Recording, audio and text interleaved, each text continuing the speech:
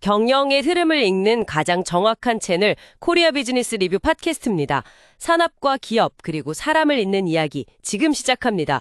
오늘은 그 이재명 정부 출범 직후에 나온 대규모 추가 경정 예산안 이거 한번 자세히 들여다보려고 하는데요. 규모가 무려 30조 5천억 원입니다.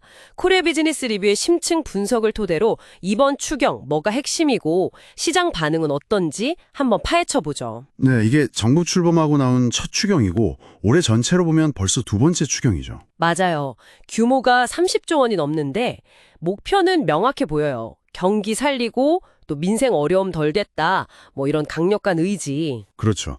내수 진작에 아주 강하게 드라이브를 거는 모습입니다. 내용을 보니까 전국민 소비 쿠폰, 지역 화폐, 소상공인 지원, 건설 경기 부양 뭐 여러 가지가 담겼던데 하나씩 좀 볼까요? 네, 역시 가장 좀 규모가 큰 건 민생 회복 소위 쿠폰이에요. 아, 그 소비 쿠폰. 네네. 총 13조 2천억 원 정도가 투입되는데 국비랑 지방비 합쳐서요. 13조야 엄청나네요. 네, 핵심은 그 소득에 따라서 좀 다르게 그리고 단계적으로 지급한다는 거예요. 아, 차등 지급이랑 단계 지급. 맞습니다. 일단 1차로 소득 상위 10% 포함해서 1만 국민은 15만 원, 차상위 계층은 30만 원, 기초수급자는 40만 원 이렇게 지급하고요.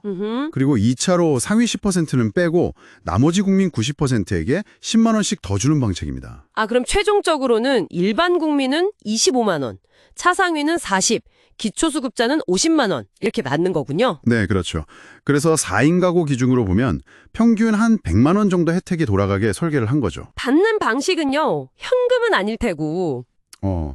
지역사랑 상품권이나 선불카드, 아니면 신용카드나 체크카드 포인트, 이 중에서 이제 선택할 수 있게 했고요. 정부 설명은 이게 맞춤형 지원과 신속 지원, 이 두 가지를 다 잡으려는 거다, 뭐 이런 입장입니다.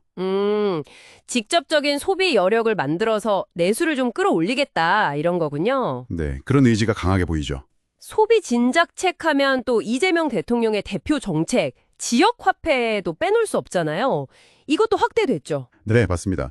6천억 원을 추가로 투입해서요. 올해 총 발행 규모를 29조 원까지 늘린다고 합니다. 와, 29조 원. 이게 단순히 뭐 소비 지원이라기보다는 지역 경제에 돈이 좀 돌게 하려는 목적이 좀 더 강한 정책이거든요. 그렇죠. 지역 경제 활성화. 그게 핵심이니까. 네, 29조 원이면 이게 전체 민간 소비의 한 3.5% 정도 되는 꽤 큰 규모예요. 오, 생각보다 크네요. 그래서 뭐 관련 결제 시스템이라든지 가맹점 관리하는 그런 IT 기업들도 좀 수혜를 기대하는 그런 분위기가 있습니다. 어떻게 보면 되게 한국형 경기 부양책이라고 할 수도 있겠네요. 맞습니다. 그리고 소비 쪽뿐만 아니라 지금 어려움 겪는 소상공인들 또 건설업계 지원도 좀 비중 있게 다뤘습니다. 아, 소상공인 지원은 어떤 내용인가요? 그 특별 채무 조정 패키지라고 해서 뭐 일종의 배드뱅크를 만드는 건데요. 배드뱅크요? 네. 정부랑 금융권이 한 8천억 원 정도 재원을 마련해서요. 7년 이상 연체된 소상공인의 개인 무담보 채권 한 5천만 원 이하짜리요. 이걸 사들여서 탕감해주거나 뭐 상환 기간을 늘려주거나 이렇게 조정을 해주는 겁니다. 규모가 한 16조 원 정도 된다고 해요. 대상 인원은 113만 명 정도고요. 와, 16조 원. 금융권 반응은 좀 어떤가요? 당장 손실일 수도 있을 텐데. 네, 뭐 단기적으로는 손실 우려가 당연히 있죠. 근데 또 장기적으로 보면 이분들이 재기에 성공하면 다시 금융고객이 될 수 있으니까 그런 기대도 좀 하는 것 같습니다. 그렇군요. 건설 쪽은요? 건설 쪽에는 한 2조 7천억 원 정도 투입하는데요. 지방에 미분양 주택이 있잖아요. 이걸 한 1만 호 정도 매입해주고. 아, 미분양 매입? 네, 그리고 SOC 투자, 뭐 도로나 철도 같은 거요. 이런 걸 좀 서두르고 또 부동산 PF 시장의 유동성 공급도 한 5조 4천억 원 정도 하기로 했습니다. PF 시장 유동성 공급. 요즘 거기가 어렵다는 얘기 많았는데 결국 막힌 돈줄을 좀 풀어주려는 거네요? 그렇죠. 급한 불을 끄려는 의도죠. 근데 이렇게 여기저기 돈을 쓰려면 결국 재원이 문제잖아요. 돈은 어디서 마련하는 건가요? 역시나 그게 가장 큰 걱정거리인데요. 국채를 추가로 발행합니다. 19조 8천억 원, 거의 20조 원 가까이 되죠. 국채 발행 20조. 와. 네. 그리고 세금도 예상보다 한 10조 3천억 원 정도 덜 거칠 걸로 봐서 이른바 세입 경정이라는 걸 5년 만에 했어요.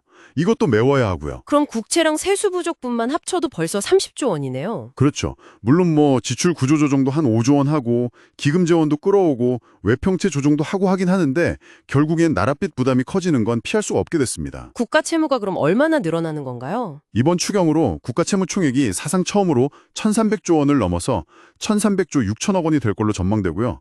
GDP 대비로는 49.0%까지 올라갑니다. 1,300조 돌파에 GDP 대비 49%? 관리지정 수지 적자도 엄청 커지겠네요. 네, 적자 규모가 110조 원 넘어서 GDP 대비 마이너스 4.2%까지 확대될 걸로 보입니다. 결국 경기 부양이냐 재정 건전성이냐 이 오래된 딜레마가 또다시 평가는 역시 좀 엇갈리겠어요. 네, 정말 의견이 분분합니다. 김정식 교수님 같은 분들은 지금 내수 침체가 워낙 심각하니까 이런 부양책은 필요하다. 그리고 이 정도 재정 규모는 감당 가능하다 이렇게 보시고요.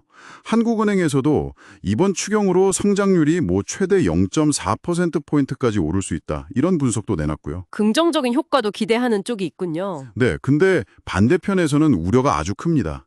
이창용 한은 총재 같은 경우는 직접적이진 않지만 이렇게 모두에게 나눠주기보다는 좀 어려운 계층 선별해서 지원하는 게 더 효과적이지 않냐 이런 뉘앙스로 얘기했고요. 재정 건전성 악화 속도가 너무 빠르다는 경고도 나오고 또 이렇게 돈을 풀면 인플레이션 압력만도 키울 수 있다 이런 지적도 계속 나옵니다. 물가 걱정도 빼놓을 수 없죠, 사실. 그렇죠. 업계의 반응도 좀 갈려요. 핀테크나 유통 쪽은 소비 쿠폰이나 지역화폐 때문에 좀 기대를 하는 분위기도 있는데 또 한편으론 지역화폐 수수료나 운영 부담, 인플레이션 리스크 이런 걸 걱정하기도 하고요. 기대 반, 우려 반이네요, 정말. 결국 단기적인 경기 부양 효과랑 또 중장기적인 재정 부담, 이 사이에서 좀 아슬아슬한 줄타기를 하고 있다 이렇게 봐야 할 것 같습니다. 세계 경제가 전반적으로 좀 위축되는 분위기인데 우리가 이렇게 좀 공격적으로 재정을 푸는 건 확실히 눈에 띄는 행보인 것 같아요. 맞습니다. 특히 지역화폐 같은 방식은 외국에서는 잘 안 쓰는 방식이라서 이걸 두고 한국형 부양책이다 이렇게 주목하기도 하더라고요. 그런 시각도 있군요. KIEB, 대외경제정책연구원 같은 곳에서도 긍정평가가 나왔다고 들었어요. 네, 그런 분석도 있었습니다. 이제 공은 국회로 넘어갔죠. 6월 23일쯤 제출 예정이라고 하니까요. 그렇죠. 여야 협치가 또 관건이겠네요. 임기근 2차 간도 좀 기대를 나타내긴 하던데. 네, 어떻게 처리될지 좀 지켜봐야 할 것 같습니다. 감사합니다. 이상 코리아 비즈니스 리뷰 팟캐스트였습니다. 지속적인 지식 충전을 원하신다면 구독과 알림 설정 꼭 부탁드립니다. 그리고 좋아요는 저희에게 큰 힘이 됩니다. 다음 시간에도 깊이 있는 이야기로 찾아뵙겠습니다. 단기적인 경기 부양 효과도 중요하지만 이번 대규모 재정 투입이 장기적으로 우리 경제 체질이나 또 미래 재정에 어떤 영향을 줄지 좀 긴 호흡으로 계속 지켜봐야 할 문제인 것 같습니다.